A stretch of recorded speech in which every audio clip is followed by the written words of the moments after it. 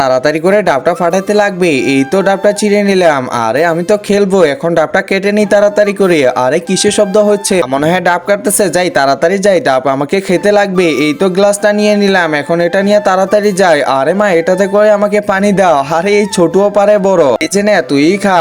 আচ্ছা মা, ঠিক আছে। বাহ, অনেক মজা করলো।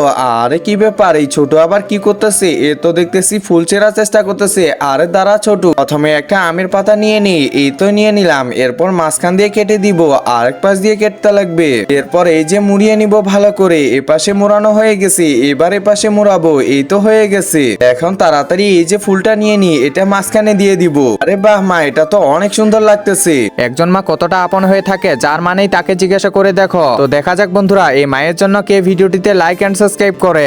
আর যারা মাকে ভালোবাসো না, তারা ভিডিওটি থেকে দূরে থাকো।